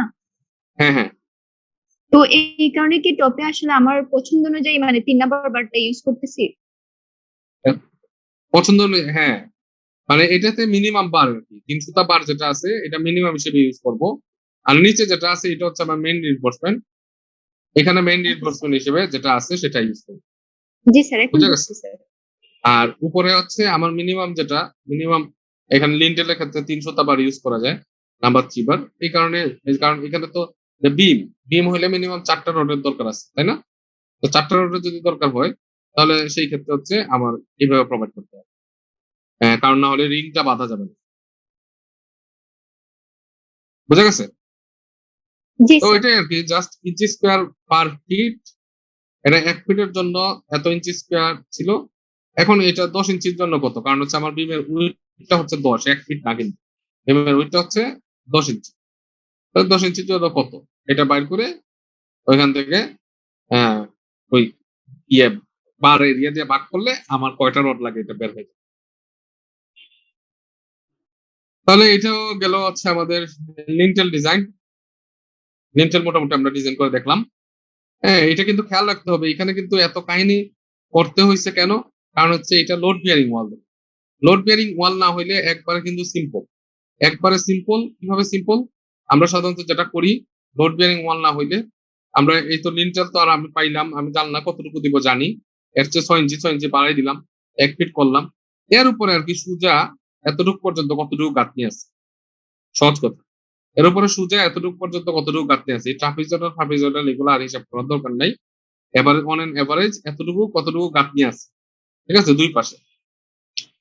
ওই গাঁথনিটুকু লোড হিসাব করে ফেলি আমরা, হিসাব করে জাস্ট লিন্টেলে সেলফ ওয়েট হিসাব করে ফেলি, তাহলে গাঁথনির লোড আর সেলফ ওয়েটের লোড, তারপরে এটাকে 1.2 দিয়ে গুণ দিয়ে দিই, দিলে আমার টোটাল লোড পাওয়া যায়। তো ওইটা অনুযায়ী আমরা লিন্টেলটা রিজাল্ট। স্যার লোড বিয়ারিং ওয়ালে এক্সটেরিয়র ওয়াল তো 5 ইঞ্চি দিলেই হয়, আর ইন্টেরিয়রটা 10 ইঞ্চি দিলাম। না না, এক্সটেরিয়র ওয়ালেই তো লোড নেয়। লোড বিয়ারিং ওয়াল কি এক্সটেরিয়র ওয়ালটাই লোড নিবে না? এই যে এক্সটেরিয়র ওয়াল, এটাই তো স্যার লোডটা বিয়ার করবে। স্যার ভিতরের ওয়ালগুলো তো লোড বেশি নিতেছে। কোনটা? স্যার ভিতরের ওয়াল তো লোড বেশি নিতেছে। এখানে তো আমার এক্সটেরিয়র ওয়ালই আছে, ভিতরে তার কোনো ওয়াল নাই, ভিতরে খালি একটাই ওয়াল আছে। আমার তো সব স্যার হচ্ছে মেইনলি হচ্ছে বুঝছি স্যার। এক্সটেরিয়র ওয়াল, ঠিক আছে। এই যে বুঝছি নীলটা, স্যার। এটা তো জাস্ট খালি বিম, এটা কিন্তু বিম। আমার কিন্তু ওয়াল কিন্তু এইটা, আর বাদ বাকি সব কিন্তু এক্সটেরিয়র ওয়াল, এই যে এগুলা, ঠিক আছে। বুঝছি স্যার। তো 5 ইঞ্চি দিলে হয় না, 5 ইঞ্চি দিলে তুমি ক্যালকুলেট করলে 5 ইঞ্চি দিলে আসলে লোড বিয়ারিং হয় না, তুমি নিজেই ক্যালকুলেট করতে পারবে, ঠিক আছে। আমার আমার যতটুকু লোড আসতেছে একটা বিল্ডিং থেকে, যতটুকু লোড ইউডিএল হিসেবে আসতেছে, ওই লোড নেওয়ার জন্য 5 ইঞ্চি ওয়াল সাফিসিয়েন্ট কিনা ওইটাও কিন্তু ক্যালকুলেট করা যায়, এবং সহজ হিসাব আর। হ্যাঁ, তো এটা আমরা এখন ফাউন্ডেশনে চলে গেলাম, ডিজাইন অফ ব্রিক ফাউন্ডেশন। তো এটা যেহেতু লোড বিয়ারিং ওয়াল মানে ব্রিক ওয়াল, তার ফাউন্ডেশনটাও ব্রিকের হবে। মানে আমরা তো একটা হচ্ছে গ্রাউন্ড লেভেল, এই যে এটা হচ্ছে গ্রাউন্ড লেভেল, ঠিক আছে। গ্রাউন্ড লেভেল থেকে আমি কতটুকু নিচে দিব, এটা একটা থাম্ব রুলস উপরে ডিপেন্ড করে, যে যত তলা বিল্ডিং তত ফিট নিচে আমরা দিই। 2 তলা বিল্ডিং মানে ধর 20 ফিট যদি হাইট হয়, তাহলে 2 ফিট নিচে দিই, কিন্তু 2 ফিট নিচে আসলে দেওয়া যায় না, যদিও এখানে দিছে আর কি, এটা হয় না। এটা মিনিমাম সাধারণত আমরা এসপিটি বা বিয়ারিং ক্যাপাসিটি এখন স্টার্ট হয়ে হচ্ছে 5 ফিট নিচ থেকে। মানে আমরা যখন প্রথম সয়েলের স্যাম্পল কালেক্ট করি, তখন এক্সিস্টিং গ্রাউন্ড লেভেল থেকে 5 ফিট নিচে সয়েল স্যাম্পল কালেক্ট করি। এর এর উপরে যে সয়েল আছে এটাকে আমরা কনসিডার করি না। হ্যাঁ, তো এই কারণে দেখা যায় যে মিনিমাম 5 ফিট আমাদের দিতেই হয়, ঠিক আছে। এখনকার নিয়মে মিনিমাম 5 ফিট দিতে হয়। আগে যেটা ছিল, আগে ওই থাম্ব রুলস ছিল, যেমন 2 তলা বিল্ডিং 20 ফিট হাইট, তাহলে আমি ঢুকবো 2 ফিট, ঠিক আছে, মাটির নিচে। এটা ছিল। এখন কিন্তু আর এটা নাই, এখন কিন্তু আমার মিনিমাম মাটির নিচে 5 ফিট আমাকে যাইতে হয় আর কি। যদিও বিগ ফাউন্ডেশন খুব কম করা হয়, অনেকে করে, মানে খুবই কম, মানে বিগ ফাউন্ডেশন এখন কেউ করেই না।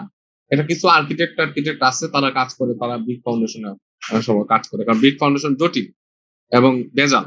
এর চেয়ে আমি হিসাব করে দেখছি, আমি করছিলাম বিগ ফাউন্ডেশনের কাজ অনেকগুলা, তো এইগুলা হিসাব করে দেখছি আমার এই কনক্রিটের যে ওয়াল আছে মানে বিম কলাম, এটাই সাশ্রয়ী। বিগ ফাউন্ডেশন এখন আরো বেশি খরচ। একসময় ইট সস্তা ছিল, তখন করা যেত, এখন বিগ ফাউন্ডেশন প্রচুর খরচ। আচ্ছা, যাই হোক, এবং স্কিল মিস্ত্রি দরকার হয়, টোটাল জায়গার মাটি কাটে ফেলতে হয়, কারণ এই যে ওয়াল আছে, ওয়ালের নিচেই কিন্তু, সব ওয়ালের নিচে কিন্তু এইভাবে ফাউন্ডেশন যাচ্ছে। আর ওইখানে আমি পিলার যদি বসাইতাম, তাহলে আমি 2টা পিলার ছিল, 2টা পিলার নিচে 2টা গর্ত করলেই হতো, গর্ত করে ওইখানে বেস দিয়ে দিলেই হতো। কিন্তু এখন আমাকে যেহেতু লোড বেয়ারিং ওয়াল, তাহলে পুরা ওয়াল বরাবর আমাকে মাটি কাটতে হবে। কাইটা কি করতে হবে, এটা তো ফাউন্ডেশন করতে হবে, তাহলে এখানে মিস্ত্রি খরচ অনেক বেড়ে যায়। তো যাই হোক, এটা হচ্ছে গ্রাউন্ড লেভেল। গ্রাউন্ড লেভেল থেকে প্লিন্থ লেভেল হচ্ছে আমার ভিটা লেভেল আর কি। মানে এটা তো গ্রাউন্ড লেভেলে পাইলাম, আর এখান থেকে আমার ভিটাটা একটু উঁচু থাকে, এই যে বন্যার পানি টানি অথবা ইয়ে থেকে আটকানোর জন্য আমার সবসময় গ্রাউন্ড লেভেল থেকে আবার ভিটা লেভেলটা একটু উঁচু থাকে। ভিটা লেভেল হচ্ছে আমি কয়েকটা স্টেপ দিয়ে আমি দেখা যায় যে বাসায় উঠি। হ্যাঁ, বাসার যে পার্কিং লেভেল থাকে, পার্কিং লেভেল থেকে আমার মেইন ফ্লোরটা একটু কয়েকটা স্টেপ দিয়ে উপরে থাকে। তো এই কয়েকটা স্টেপ কেন থাকে? ওই যে বন্যা এগুলা থেকে বাঁচানোর জন্য। তো এখানে 1 ফিট 4.5 ইঞ্চি আছে, এটা ফিট দেবে। আর এখানে 2 ফুট আড়াই মানে 2 ফুট আধা ইঞ্চি আছে হচ্ছে গ্রাউন্ড লেভেল থেকে নিচে। আচ্ছা, যাই হোক, এখন এইটা ফাউন্ডেশনটা ডিজাইন করতে হবে। তো সয়েলের বিয়ারিং ক্যাপাসিটি জানতে হবে, সয়েল কতটুকু লোড নিতে পারে। তারপর হচ্ছে এগুলা জিওটেকের বিষয়। খালি বিয়ারিং ক্যাপাসিটি জানলেই হবে না, ওইখানে গ্রাউন্ড ওয়াটার টেবিল কতটুকু আছে, মানে পানির লেভেলটা কতটুকু উঠে আসছে, এটাও কিন্তু আমাদেরকে কনসিডার রাখতে হবে। কারণ পানির লেভেল যদি বেশি উঠে আসে এবং এটা যদি ইনফ্লুয়েন্স এরিয়া, মানে যে ফুটিং যখন আমরা কনস্ট্রাক্ট করি তার নিচে একটা প্রেসার বাল্ব তৈরি হয়, জিওটেকে পড়ার কথা যে যতটুকু জায়গা জুড়ে সে আসলে প্রেসারটা দিবে এটাকে বলা হচ্ছে প্রেসার বাল্ব। এই প্রেসার বাল্ব তৈরি হয়। হ্যাঁ, এই প্রেসার বাল্বের মধ্যে যদি আবার আমার গ্রাউন্ড ওয়াটার টেবিল চলে আসে তখন কিন্তু বিয়ারিং ক্যাপাসিটিকে ইফেক্ট করে, এটাকে কমাই দিই, তাই না? আমরা জিওটেকে তো করার কথা না, জিওটেক আপনারা তো 1 নাকি? জিওটেক 1 করতেছেন, তাহলে 2 তে পাবেন। আচ্ছা, যাই হোক, গ্রাউন্ড ওয়াটার টেবিল যখন উপরে উঠে আসে তখন কিন্তু এটাকে আবার সে কিন্তু ইনফ্লুয়েন্স করে। আচ্ছা, যাই হোক, তো ডিজাইন প্রসিডিউর কি? ডিজাইন প্রসিডিউর হচ্ছে আমাদের এই ওয়াল থেকে লোডটা হিসাব করতে হবে, যে একটা ওয়াল কতটুকু লোড দিচ্ছে, সেই ওয়াল থেকে লোডটা হিসাব করতে হবে। হ্যাঁ, একবার টপ থেকে হিসাব করে আসতে হবে। তারপরে আমি তো ফাউন্ডেশন এখনো ডিজাইন করি নাই, কিন্তু ফাউন্ডেশনে একটা লোড আছে। তো বলতেছে যে টোটাল যে আমি লোডটা হিসাব করে আসবো ওয়াল থেকে, সেটার 10% থেকে 12% আমি বাড়াই ফেলবো, তাহলে এটা আমি ফাউন্ডেশনের সেলফ ওয়েট হিসেবে কনসিডার হবে। ফাউন্ডেশন যেহেতু ডিজাইন হয় নাই, তাহলে তো এটা সেলফ ওয়েট আমি জানি না। তো এই কারণে বলছে যে টোটাল যে লোড আছে তার 10 থেকে 12% আমরা নিয়ে নিব, পরে চেক দিব যে আমার ঠিক আছে কিনা। এই যে সেলফ ওয়েট আমি ধরলাম হচ্ছে 13.5 কিপ, এটা ঠিক আছে কিনা আমি পরে চেক দিতে পারবো। আচ্ছা, তাহলে আমি টোটাল লোড কি পাই গেল। এখন এটার সাইজ তো বাইর করা কিছু না, এটা লেংথ হবে হচ্ছে আমার ওয়ালের লেংথ যতটুকু, ওয়ালের লেংথ যতটুকু সাধারণত নিয়ম হচ্ছে ততটুকু লেংথ আমার হবে। তাহলে লেংথ আমার কনস্ট্যান্ট, তাহলে ফাউন্ডেশনে কি বাইর করতে হবে? শুধুমাত্র উইডথ। এই ফাউন্ডেশনটার উইডথ কতটুকু, ঠিক আছে, মানে বি বি কতটুকু এটা বাইর করতে হবে। ওকে, তাহলে আমরা জানি stress equal to force by area. এখন আমরা যদি এরিয়া বাইর করি, area equal to force by stress. Area আবার আমি বলতেছি হচ্ছে L into B, length into width, এটা হচ্ছে এরিয়া। তো ওইখান থেকে যদি আমি বি বাইর করতে চাই, বি ইকুয়াল টু কি হবে? Force divided by stress into length, ঠিক আছে? তাহলে এইটাই বলছে যে উইডথ অফ দ্য ফাউন্ডেশন যদি আমি বাইর করতে চাই, তাহলে এই যে টোটাল লোডের যে ফোর্স আসতেছে সেটা force divided by stress. Stress মানে কি? এই টোটাল লোডটা নিবে কে? Actually soil. তাহলে স্ট্রেসটা আসতেই বোঝায় সয়েল। তাহলে সয়েলের বিয়ারিং ক্যাপাসিটি, এটা হচ্ছে stress into the length of the foundation, ঠিক আছে? যে যতটুকু ওয়ালের লেংথ ততটুকু ফাউন্ডেশনের লেংথ, ওটা ধরে লেংথ অফ দ্য ফাউন্ডেশন করলে আমার উইডথটা চলে আসবে, যে কত উইডথের আমার ফাউন্ডেশন হইতে হবে। তো আমি সাধারণত গ্রাউন্ড লেভেল পর্যন্ত আমার 10 ইঞ্চি ওয়াল থাকে, ঠিক আছে? একবারে সহজ, এটা ডিজাইন করা আসলে কিছুই না। এখন আমি দেখলাম উইডথ আমার আসছে 30 ইঞ্চি, আমার উইডথ হইতে হবে 30 ইঞ্চি। হঠাৎ করে 30 ইঞ্চিতে আসা যাবে না, এইটাকে 5 ইঞ্চি 5 ইঞ্চি করে বাড়াইয়া 30 ইঞ্চিতে আসতে হবে, ঠিক আছে? 5 ইঞ্চি 5 ইঞ্চি করে বাড়াইয়া এবার স্টেপ স্টেপ করে একবারে 5 ফিট লেভেলে 30 ইঞ্চি আসতে হবে। এভাবে করে আমরা 30 ইঞ্চিতে চলে আসবো। জাস্ট এটাই, আর কিছু না। লোডটা যাতে ডিস্ট্রিবিউট হয় 45 ডিগ্রি অ্যাঙ্গেল, মানে এখানে যে লোডটা আছে এটা 45 ডিগ্রি অ্যাঙ্গেলে যাতে ডিস্ট্রিবিউট হয়, এই কারণে এই 10 ইঞ্চিকে 5 ইঞ্চি 5 ইঞ্চি করে বাড়াই দেওয়া। আমি কি বুঝাইতে পারছি?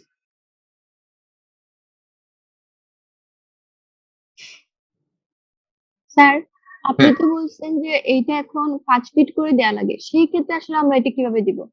এটা তো নিচে আমার দরকার কত, 30 ইঞ্চি, তাই না? জি স্যার। নিচে দরকার 30 ইঞ্চি। তারপরে আমি এখানে 6 ইঞ্চি দিলাম, এটা 30 ইঞ্চি হইলো। তারপরে আমি করলাম 25 ইঞ্চি,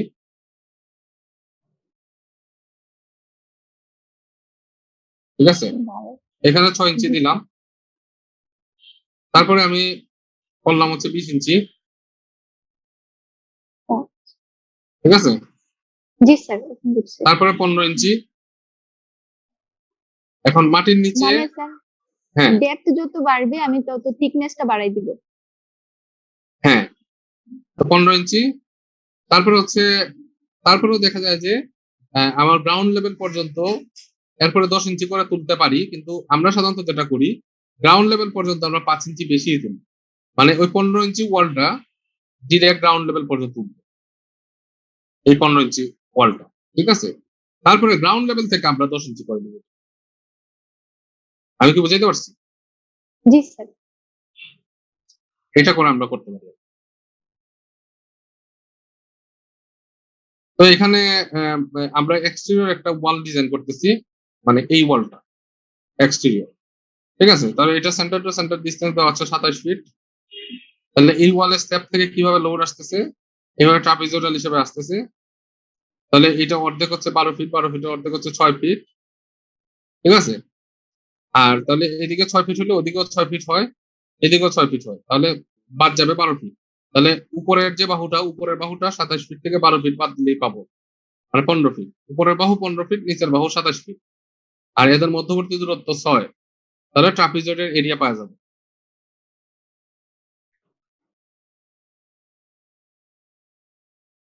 এই যে এরিয়া অফ 27 ফিট, তাহলে এই 27 ফিটে কতটুকু কন্ট্রিবিউটেড এরিয়া, এখানে কতটুকু এরিয়া কন্ট্রিবিউট করতেছে এই ওয়ালের মধ্যে স্ল্যাবের, এটা আমরা বের করে ফেলতে পারবো।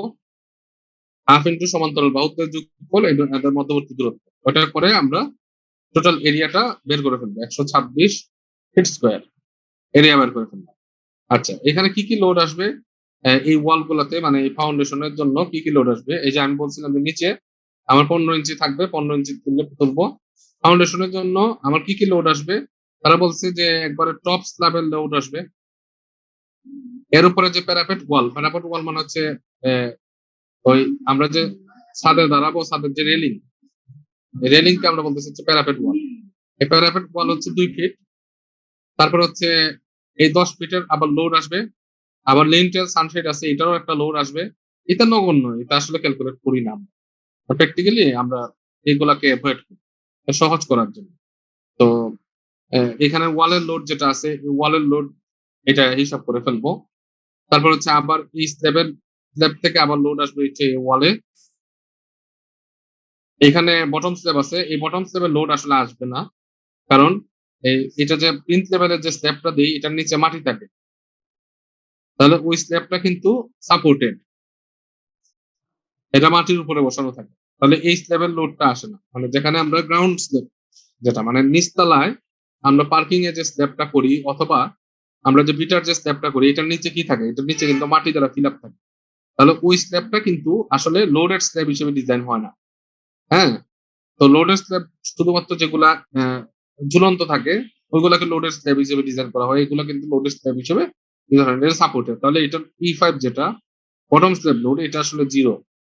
ওই যে লেখা আছে যে P5 0, মানে এইটাতে আসলে কোনো লোড এই ফাউন্ডেশনে আসবে না।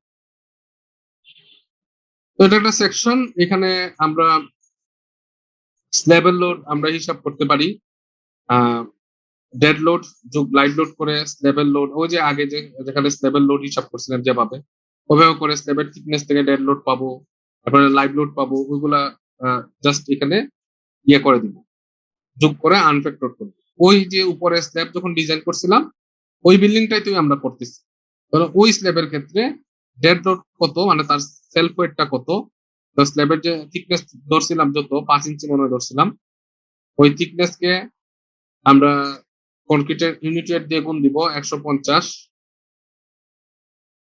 থিকনেসটাকে 12 দিয়ে ভাগ দিব, এটা করলে সেলফ ওয়েটের লোড আমরা ওইখানে পাওয়া যাবে, ঠিক আছে।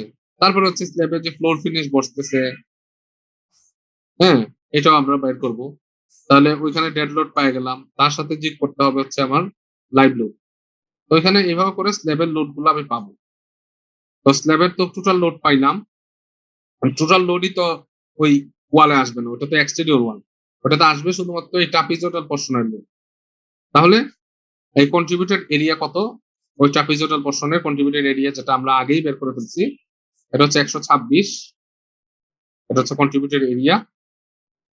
আর এটাকে ওই আনফ্যাক্টর যে স্ল্যাবের লোড আছে এই লোডটা দিয়ে আমি গুণ করে দিব, গুণ করে দিলে এটা কিপে চলে আসবে। আমি কি বুঝাইতে পারছি?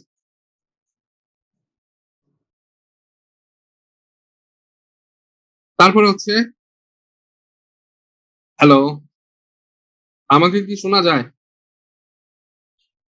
জি স্যার। আচ্ছা, তাহলে স্ল্যাবের লোডটা আমরা কি বুঝলাম, যে স্ল্যাবের লোডটা আমরা কিভাবে, আপনারা রেসপন্স না করলে আমি বুঝতেছি না, তো আপনারা বুঝতেছেন কিনা?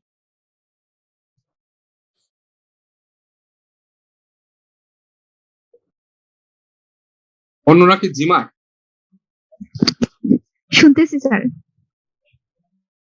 আচ্ছা, তো এই যে স্ল্যাবের যে লোডটা, এই স্ল্যাবের লোডটা কিন্তু আমরা এইভাবে আসলাম যে টোটাল লোডটা আমি আগের মতো করে হিসাব করব। আগে যখন আমরা স্ল্যাব ডিজাইন করছিলাম যেভাবে লোডটা বাইর করছিলাম ওইভাবে করে হিসাব করব।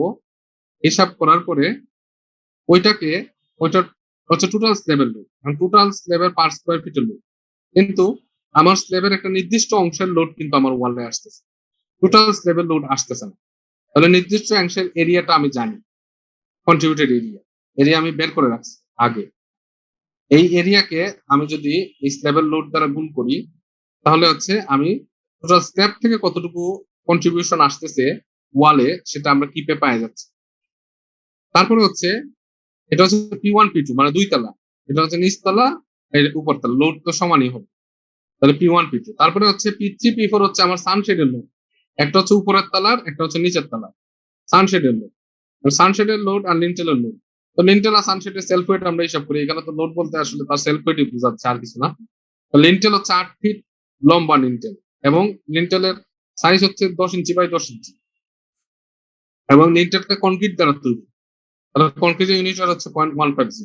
তাহলে লিন্টেলের লোড আমি পাই গেলাম, প্লাস সানশেডের লোড। সানশেডের এক পাশে থিকনেস ছিল 5 ইঞ্চি, এক পাশে থিকনেস ছিল 1.5 ইঞ্চি। তাহলে এভারেজ থিকনেস হচ্ছে 5 যোগ 1.5 ডিভাইডেড বাই 2। আর যেহেতু এটা ইঞ্চিতে আছে এটাকে ফিটে নেওয়ার জন্য 12 দিয়ে ভাগ করছে। এখন সানশেড যতটুকু লিন্টেল আছে ততটুকুই সানশেড হবে, মানে জানলার উপরে লিন্টেল যতটুকু ল্যাংথ জুড়ে আছে সানশেড ততটুকু ল্যাংথ জুড়ে থাকে, তাহলে 8 ফিট। আর সানশেডের এটা তো ল্যাংথ পাইলাম, এই যে সানশেডটা দেখতে এরকম, এটা হচ্ছে ল্যাংথ, আর এটা হচ্ছে উইডথ। উইডথ হচ্ছে 1.5 ফিট, আমাদের জানা ছিল। সানশেডটা কতটুকু লম্বা ছিল? 1.5 ফিট। আর এই সানশেডটা ছিল হচ্ছে এরকম, এক পাশে 5 ইঞ্চি, এক পাশে 1.5 ইঞ্চি, এরকম। তাহলে এটার আমরা টোটাল ভলিউমটা আমরা বের করে ফেললাম, এবং তাকে কনক্রিট ইউনিটের দিয়ে গুণ দিলাম, কারণ সানশেডটা কনক্রিটে তৈরি, ইউনিটের দিয়ে গুণ দিলাম। তাহলে আছে আমি সানশেডেরটা পাই গেলাম। তাহলে আমি কি কি পাইলাম? আমি P1 P2 মানে স্ল্যাব থেকে যে লোড আসতেছে এটা পাইলাম, P3 P4 এখানে লিন্টেল সানশেড থেকে যে লোড আসতেছে পাইলাম, আর P5 আমি আগেই বলছি এটা জিরো হবে, মানে ফ্লোরের যে লোডটা বলছিলাম একবারে বিটা লেভেলের যে ফ্লোরটা হবে, জানালাইটা দিব, এটার লোডটা সাপোর্টেড থাকে, সাপোর্টেড থাকার কারণে এটা জিরো। আচ্ছা, তারপরে হচ্ছে ওয়েট অফ দ্য ওয়াল, এটা হচ্ছে মেইন ওয়েট, মানে সেলফ ওয়েট অফ দ্য ওয়াল। তো ওয়ালের হাইট কতটুকু আমরা একটু দেখি। এখানে যদি আমি ওয়ালটা হিসাব করি তাহলে আমার হাইট হচ্ছে 2 ফুট 10 ফুট 10 ফুট, এদিকে হচ্ছে 1.25 ফুট, ঠিক আছে। তাহলে 1.25 যোগ 10 ফিট যোগ 10 ফিট যোগ 2 ফিট, ঠিক আছে, ইন্টু এই ওয়ালটা হচ্ছে 10 ইঞ্চি ওয়াল 10/12, আর ওয়ালটার লেন্থ কত? লেন্থ হচ্ছে 27 ফিট। আর ওয়ালটা কি দিয়ে তৈরি? ওয়ালটা ব্রিক দিয়ে তৈরি, এই কারণে এখানে ব্রিকের ইউনিট 0.120, বাট ব্রিকের ইউনিট হচ্ছে 120 পাউন্ড পার ফিট, এই কারণে 0.120। তো এটা পাইলাম। তাহলে টোটাল আমার লোড 6 জাতের লোড আছে। একটা হচ্ছে স্ল্যাবের লোড, লিন্টাল সানশেডের লোড, 2 তলার জন্য দুইটা দুইটা করে আসছে। এটা হচ্ছে গ্রাউন্ড ফ্লোরের লোড, এটা 0, আর ওয়েট অফ দ্য ওয়াল 6। এখন তাহলে টোটাল লোড কত? টোটাল লোড হচ্ছে এই যে সব লোড আছে, এই সব লোডের সাথে আবার তার সেলফ ওয়েট চিন্তা করতে হবে। ফাউন্ডেশনটা আমি তো করি নাই, কিন্তু তার সেলফ ওয়েটটা আমি বাই করতে হবে 10 থেকে 12%। এখানে তারা 12% করছে। ওইটা এখানে দেখছে যে টোটাল ফাউন্ডেশন লোডটা এখন কত আসতেছে সেটা। আমি কি বুঝাইতে পারছি? জি স্যার। আচ্ছা, তো টোটাল ফাউন্ডেশন লোড যত আসতেছে, আমি সয়েলের বিয়ারিং ক্যাপাসিটি সয়েল টেস্ট অনুযায়ী দেওয়া থাকবে, যেমন দেওয়া আছে 1.25 TSF। যেহেতু এটা কিপে নিয়ে আসছি আমরা লোডটা, তো এই কারণে কিপে রাখা যাবে না, টনে রাখা যাবে না, এটাকে টনে সবসময় দেয় বিয়ারিং ক্যাপাসিটি। এটাকে কেএসএফ এ নিয়ে দিতে হবে। 2.2 দিয়ে গুণ দিলে কেএসএফ এ চলে যাবে। এখানে 2 দিয়ে দেয় অনেক সময়, 2.2 দিয়েও দেয়। তো এটাতে কেএসএফ এ চলে যাবে। চলে যাওয়ার পরে ওই যে আমরা উইডটা বাইর করবো। উইড বাইর করার জন্য আমরা তো সূত্র জানি, ওই যে দেখাইছিলাম উপরে। উইড কিভাবে বাইর করবো? Total load divided by soil bearing capacity into length of the foundation. আচ্ছা, তাহলে total load length of the foundation হচ্ছে 27, দয়া করে উইডটা আমি পাই গেলাম। উইড হচ্ছে আমার 1.73 ফিট। এটাকে ইঞ্চিতে নিয়ে যায় আমরা 20 ইঞ্চি। তো 20 ইঞ্চিতে আবার রাউন্ডিং করতে হয়, 5 ইঞ্চির রাউন্ডিং করতে হয়, কারণ সবগুলো 5 ইঞ্চি করে করে আসবে। তাহলে 20 ইঞ্চিকে 5 ইঞ্চি রাউন্ডিং করে আমরা করে ফেলছি হচ্ছে 25 ইঞ্চি। তাহলে আমার নিচের দিকে উইডথ হইতে হবে হচ্ছে 25 ইঞ্চি। আচ্ছা, আর এখন আমরা ফাউন্ডেশনের সাইজ পাইছি, তো এইভাবে করে আমরা 25, 20, 15 এগুলো এক্সট্রা এড হবে। তো ওইটা করে 6 ইঞ্চি করে ডেপথ। আর এর নিচে কি করতে হবে? 25 ইঞ্চি যেহেতু, তার নিচের যে লেয়ারটা, এই নিচের লেয়ারটা হবে 25 ইঞ্চি। ঠিক আছে? তাহলে নিচে আমরা একটা ব্রিক ফ্ল্যাট সোলিং দিব। প্রথমে ইটের একটা লেয়ার বসাবো। প্রথমে ফাউন্ডেশনটা কনস্ট্রাক্ট করার জন্য ইটের একটা এরকম লেয়ার বসাবো 25 ইঞ্চি। তার উপরে 25 ইঞ্চি একটা সিসি দিব। সিসি হচ্ছে সিমেন্ট আর কনক্রিটের মিক্সচার। এটাও 3 ইঞ্চি হাইটের সিসি দিব। দেওয়ার পরে তারপরে হচ্ছে এখান থেকে 5 ইঞ্চি কমাবো। আমি বলছিলাম যে 5 ইঞ্চি কমায় কমায় যাবো 25-এর জায়গায়, এরপরে হবে 20, এবং এটার ডেপথ হবে 6 ইঞ্চি মিনিমাম। তারপর হচ্ছে 20 থেকে যাব 15। আমি বলছিলাম মাটির নিচে আর 15ই কন্টিনিউ করার জন্য, এক্সট্রা করে আর হিসাব করার না জন্য, 15ই কন্টিনিউ করার জন্য। আর মাটির উপরে গিয়ে 15 জায়গায় করে দিব হচ্ছে 10, 15 জায়গায় করে দিব হচ্ছে 10। এভাবে করে ফাউন্ডেশনটা আমরা কনস্ট্রাক্ট করবো। তো তারা এখানে সেলফ ওয়েটটা আবার চেক দিছে যে আমরা যে ধরলাম 12% বাড়ায় না, হ্যাঁ, মানে সেলফ ওয়েটটা ধরছি হচ্ছে 12 কিপ, তাহলে 12 কিপ কিনা এটা দেখছে। তো এটা চেক দেওয়ার দরকার নেই, এটা সবসময় ওকে থাকে। প্র্যাকটিক্যালি এটা চেক দেওয়ার দরকার নাই, এটা সবসময় 12% মানে অনেক বেশি, অনেক বেশি, এটা অনেক বেশি ধরা হয়। তো এটাকে আর এক্সট্রা করে আপনার চেক দেওয়ার দরকার নেই, এটা ওকে আছে, ওকে থাকবে সবসময়। তো এখানে তারা পাইছে হচ্ছে 8 কিপ। এটা করা যায়, সেলফ ওয়েট তার আমি দেখাইলাম যে কিভাবে চেক দিতে হয়। এটা 12 হচ্ছে ছোট, তাহলে আমি ধরছি 12 কিপ, কিন্তু আসলে তার ওয়েটটা আসতেছে 8 কিপ। তাহলে আমার 12 কিপ ধরে যে ডিজাইন করছি ঠিক আছে। তো এখানে আরো বিভিন্ন সাইজের কিভাবে সেলফ ওয়েট হিসাব করতে হয়, ইজিলি ক্যালকুলেট করতে হয়, এগুলা দেখাইছে আর কি। বিভিন্ন ধরনের হইলে কিভাবে কিভাবে হিসাব করতে হয় সেটা। আমাদের এখানেই আসলে অঙ্ক শেষ। আমি কি বুঝাইতে পারছি? জি স্যার। আচ্ছা, তাহলে একটা মেশনারি বিল্ডিং এর ক্ষেত্রে আমরা কিন্তু একবারে শুরু থেকে স্টার্ট করছিলাম, একটা প্ল্যান পাইছিলাম। এই প্ল্যানটাতে স্ল্যাবের ডিজাইন করছিলাম, ওয়ান ওয়ে স্ল্যাব। তারপরে আমরা বিমের ডিজাইন করছি, মাঝখানে যে বিমটা আছে। তারপরে আমরা স্টেয়ারের ডিজাইন করছি, এই পাশে কোনো একটা স্টেয়ার ছিল, স্টেয়ারের ডিজাইনটা করছি। তারপরে আমরা দেখছিলাম যে লিন্টেল সানশেড এগুলো কিভাবে ডিজাইন করতে হয় সেটা। আর পরবর্তীতে হচ্ছে আমাদের ফাউন্ডেশন কিভাবে ডিজাইন করতে হয় সেটা। তাহলে একটা মেশনারি বিল্ডিং আমরা A to Z কমপ্লিট করতে পারলাম নাকি? স্যার একটা কোয়েশ্চেন ছিল। হ্যাঁ বলেন। আমাদের যে প্ল্যানটাতে ছিল ওটাতে তো স্যার ট্রাপিজয়েড আকারে দেখাচ্ছেন যে ওটা আমাদের বিমটা বা ওয়ালটা লোড নিচ্ছে, কিন্তু হ্যাঁ, পাশে যে চেয়ার থাকে ওটার উপরে তো একটা স্ল্যাব থাকে, তো ওইটার লোডটা ক্যালকুলেশন করা লাগে না? কোনটা স্ল্যাব থাকে?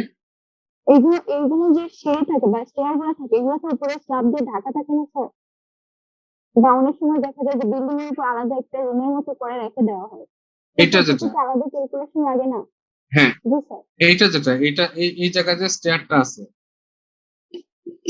আপনি বলতে যাচ্ছেন যে এই স্টেয়ারের যে লোডটা আছে, এই লোডটা কি এইখানে আসবে কিনা, এটার সাথে আসবে কিনা? এটার সাথে আসবে না, এটার সাথে আসবে না। এটা শুধুমাত্র এই ওয়াল যেটা আছে, এই ওয়ালের সাথে আসবে। ওকে, তাহলে কি স্যার এটা আবার আলাদা ক্যালকুলেশন করা লাগবে? ওটা আলাদা ক্যালকুলেশন, আলাদা এই ক্যালকুলেশন যে তো লাগতেছে না। আমি তো এটার নিচে একটা বিম ডিজাইন করছি না আবার। স্টেয়ারের ক্ষেত্রে তো আমি স্টেয়ারের লোডটা আমি একটা বিমে দিয়ে দিছি, আর বিমটা এটার উপরে রেস্ট করা থাকবে।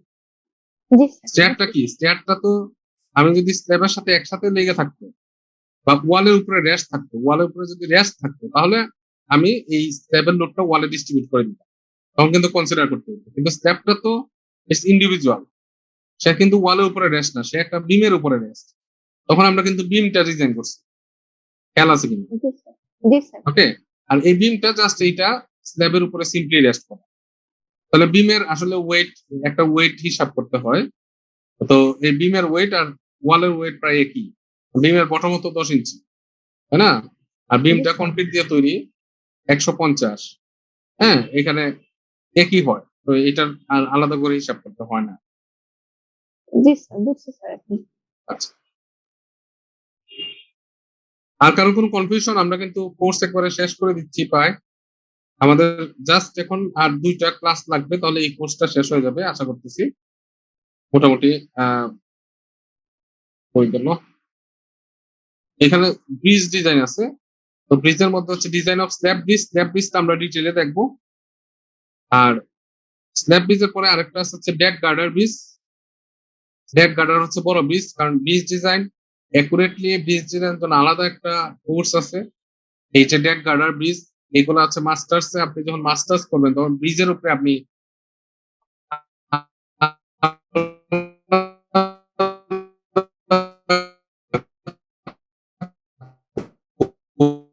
কোর্স করবেন, একটা কোর্সই আছে, অনেকগুলো কোর্সই থাকে ব্রিজ ডিজাইন। তো এখানে আমরা যেটা করব আর কি, এটার বেসিক যে জিনিসগুলা, ডেক গার্ডার ব্রিজের বেসিক জিনিসগুলো আসলে আমরা আলোকপাত করবো বা আলোচনা করবো। আর স্ল্যাব ব্রিজ ডিজাইন যেটা, এইটা আমরা টোটালটা দেখবো। স্ল্যাবের যে স্ল্যাব ব্রিজ যেটা ডিজাইন, মানে ছোটখাটো ব্রিজ যেটা। স্ল্যাব ব্রিজ বলতে বোঝায় যে আপনার যে ব্রিজ কালভার্ট আমরা বলি না, ছোটখাটো ব্রিজ ডিজাইন করে, ছোটখাটো কালভার্ট ডিজাইন করে, এই যে এরকম ডিস্টেন্স কম, ডিস্টেন্স কম, এরকম ভাবে আমরা একটা ব্রিজ ডিজাইন করতে চাই, তখন এটার ডিটেলিং এখানে আমরা দেখবো। আর ওই ডেক গার্ডার ব্রিজ যেটা স্প্যান অনেক বড়, তখন দেখা যায় যে সিঙ্গেল স্প্যানে কিন্তু হচ্ছে না, তখন এইটাতে আরো অনেকগুলা ইন্টারমিডিয়েট স্প্যান দিতে হয়, তখন এইগুলা কিন্তু অনেক বেশি। এগুলা ডিটেলিং করতে গেলে অনেক কোর্স কোর্স মানে এটা আরো এক্সট্রা একটা কোর্স লাগবে। স্যার, হ্যাঁ, আমরা স্যার যে মানে বলি যে আসলে 6 মিটার বা 6.5 মিটার হলে কালভার্ট বলে, আসলে এটা এক্সাক্ট অ্যামাউন্টটা কত, মানে 6 মিটার নাকি 6.5 মিটার? 6 মিটার। জি স্যার। 6 মিটার হলে আমরা আহ, আহ, এই এর নিচে হচ্ছে কালভার্ট বলি, ঠিক আছে? জি স্যার। ওকে, তো যাই হোক, এটা আমরা পরবর্তীতে দেখবো। আর আমাদের আজকে এখন পর্যন্তই শেষ। ইয়ে কি বোঝা গেছে? আসসালামু আলাইকুম স্যার। জি স্যার। মানে ডিজাইন কি বোঝা যায়, মানে লেকচার কি বোঝা যায় না, বুঝেন না? বুঝি স্যার। আচ্ছা ঠিক আছে, তাহলে কোনো অসুবিধা হয় বুঝতে? আচ্ছা ঠিক আছে, ওকে, ধন্যবাদ। হুম।